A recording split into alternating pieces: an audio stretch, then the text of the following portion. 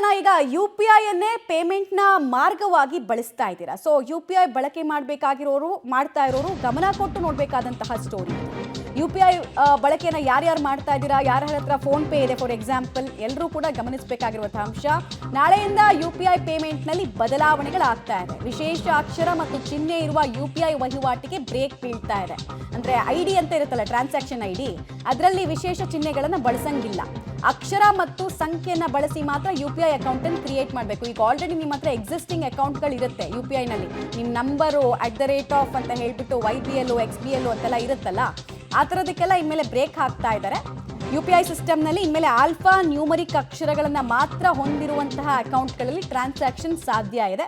ಉಳಿದೆಲ್ಲದಕ್ಕೂ ಕೂಡ ಬ್ರೇಕ್ ಬೀಳ್ತಾ ಇದೆ. ಫಾರ್ ಎಕ್ಸಾಂಪಲ್ @ ಮತ್ತು ಹ್ಯಾಶ್ಟ್ಯಾಗು ಸ್ಲ್ಯಾಶು ಇವೆಲ್ಲವನ್ನ ಕೂಡ ಬಳಸಿ ಮುಂಚೆ ಟ್ರಾನ್ಸಾಕ್ಷನ್ ಐ ಡಿಯನ್ನು ಕ್ರಿಯೇಟ್ ಮಾಡೋದಕ್ಕೆ ಅವಕಾಶ ಇತ್ತು, ಯೂಸರ್ ಐ ಡಿಯನ್ನು ಕ್ರಿಯೇಟ್ ಮಾಡೋದಕ್ಕೆ ಅವಕಾಶ ಇತ್ತು. ಬಟ್ ಇನ್ಮೇಲೆ ಇರಲ್ಲ ಅನ್ನೋದು ಡೀಟೇಲ್ಸು. ನಾಳೆಯಿಂದ ಯು ಪಿ ಐ ಪೇಮೆಂಟ್ನಲ್ಲಿ ಬಹಳ ದೊಡ್ಡ ಬದಲಾವಣೆ. ಸಾರ್ವಜನಿಕರು ಅತಿ ಹೆಚ್ಚು ಡಿಪೆಂಡ್ ಆಗಿರುವಂತಹ payment mode U P I.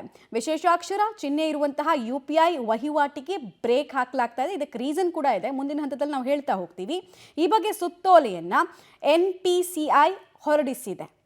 ಅಕ್ಷರ ಮತ್ತು ಸಂಖ್ಯೆಯನ್ನು ಬಳಸಿ ಯು ಪಿ ಐ ಅಕೌಂಟನ್ನು ಕ್ರಿಯೇಟ್ ಮಾಡಬೇಕು ಅಂತ ಸಾರ್ವಜನಿಕರು ಎಲ್ಲರಿಗೂ ಕೂಡ ಹೇಳಲಾಗ್ತಾ ಇದೆ.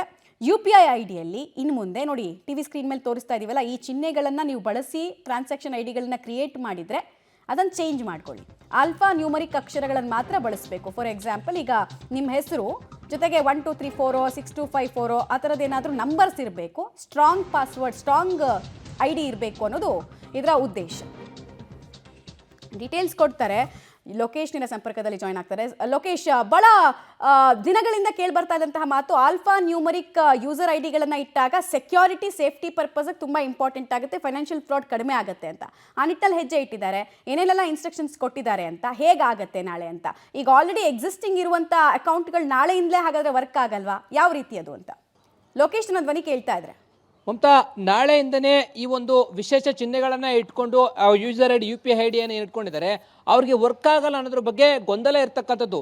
ನ್ಯಾಷನಲ್ ಪೇಮೆಂಟ್ ಕಾರ್ಪೊರೇಷನ್ ಆಫ್ ಇಂಡಿಯಾದವರು ಯು ಪಿ ಐ ಸಂಸ್ಥೆಗಳಿಗೆ ಒಂದು ಇನ್ಸ್ಟ್ರಕ್ಷನ್ ಕೊಟ್ಟಿದ್ದಾರೆ. ಆ ಯು ಪಿ ಐ ಸಂಸ್ಥೆಗಳು ಐ ಡಿಯನ್ನು ಕ್ರಿಯೇಟ್ ಮಾಡ್ತಾವೆ ಅಥವಾ ಸ್ವತಃವಾಗಿ ಬಳಕೆದಾರರನ್ನೇ ಐ ಡಿಯನ್ನು ಕ್ರಿಯೇಟ್ ಮಾಡ್ಕೊಳ್ಬೋದು ಅನ್ನೋದ್ರ ಬಗ್ಗೆ ಕೂಡ ಗೊಂದಲ ಇದೆ. ನಾಳೆ ಗೊತ್ತಾಗುತ್ತೆ ಈ ಒಂದು ವಿಶೇಷ ಚಿಹ್ನೆಗಳು @ YBL ಅಥವಾ ಸ್ಟಾರು ಯಾಶು ಈ ರೀತಿಯಾದಂಥ ಚಿಹ್ನೆಗಳನ್ನು ಇಟ್ಕೊಂಡು ಅವರು ಐ ಡಿ ಕ್ರಿಯೇಟ್ ಮಾಡ್ತಾ ಇದ್ರೆ ಅಂಥವ್ರಿಗೆ ಪೇಮೆಂಟ್ ಆಗೋದಿಲ್ಲ, ನಾಳೆನೇ ಪೇಮೆಂಟ್ ಸ್ವೀಕಾರ ಆಗೋದಿಲ್ಲ ಅಂತ ಹೇಳಿ NPCI ಅವರು ಹೇಳ್ತಾ ಇರ್ತಕ್ಕಂಥದ್ದು. ಈ ನಿಟ್ಟಿನಲ್ಲಿ ಅದಕ್ಕೆ ಸಂಬಂಧಪಟ್ಟಂತೆ ಜನವರಿ 7ನೇ ತಾರೀಕಿಂದ ಸುತ್ತೋಲೆಯನ್ನು ಹೊರಡಿಸಿತು. ಸುತ್ತೋಲೆ ಹೊರಡಿಸಿದ ನಂತರ ಯು ಪಿ ಐ ಸಂಸ್ಥೆಗಳು ಒಂದಷ್ಟು ಬದಲಾವಣೆಗಳನ್ನು ತರಬೇಕಾಗಿತ್ತು. ಅಕೌಂಟ್ ಐ ಡಿ ಕ್ರಿಯೇಟ್ ಮಾಡಿರುವಂಥ ಅಕೌಂಟ್ಗಳಲ್ಲಿ ಏನಾದರೂ ಐ ಡಿ ಬದಲಾವಣೆ ಆಗಿದೆಯಾ ಇಲ್ವಾ ಅನ್ನೋದು ಕೂಡ ಗೊಂದಲ ಆಗುತ್ತೆ. ಸಣ್ಣ ಪುಟ್ಟ ವಿಚಾರಕ್ಕೂ ಕೂಡ ಯು ಪಿ ಐ ಬಳಕೆದಾರರು ಯು ಪಿ ಐ ಮುಖಾಂತರನೇ ಹಣವನ್ನು ಪಾವತಿ ಮಾಡ್ತಾ ಇದ್ದಾರೆ. ಹಾಗಾಗಿ ಆ ಟ್ರಾನ್ಸಾಕ್ಷನ್ ಆಗ್ತಾ ಇರ್ತಕ್ಕಂಥ ಡೀಟೇಲ್ಸನ್ನು ಹುಡುಕುವಂಥದ್ದು NPCIಗೆ ತುಂಬ ಕಷ್ಟ ಆಗ್ತಾ ಇದೆ. ವಿಶೇಷ ಚಿಹ್ನೆಗಳನ್ನು ಇಟ್ಕೊಂಡಿದ್ರೆ ಆ ಒಂದು ಟ್ರಾನ್ಸಾಕ್ಷನ್ ಎಲ್ಲಿ ಯಾರಿಗಾಗಿದೆ ಎಲ್ಲಿಗೋಗಿದೆ ಅದನ್ನು ಕೂಡ ಪತ್ತೆ ಹಚ್ಚಲಿಕ್ಕೆ ಸಾಧ್ಯ ಆಗ್ತಾ ಇಲ್ಲ. ಹಾಗಾಗಿ ಆಲ್ಫಾ ನ್ಯೂಮೆರಿಕ್ ಇದ್ದರೆ ಆ ಒಂದು ಸಂಖ್ಯೆ ಅಥವಾ ಅಕ್ಷರಗಳ ಮೂಲಕ ಬೇಗ ಟ್ರಾನ್ಸಾಕ್ಷನ್ ಎಲ್ಲೋಗಿದೆ ಆಗಿರುವಂಥ ಫ್ರಾಡ್ ಏನು ಅನ್ನೋದನ್ನು ಕೂಡ ಪತ್ತೆ ಹಚ್ಚಲಿಕ್ಕೆ ತುಂಬ ಸುಲಭ ಆಗುತ್ತೆ. ಈ ನಿಟ್ಟಿನಲ್ಲಿ ನಾಳೆಯಿಂದನೂ ಕೂಡ ಇದು ಜಾರಿ ಆಗ್ತಾ ಇರ್ತಕ್ಕಂಥದ್ದು.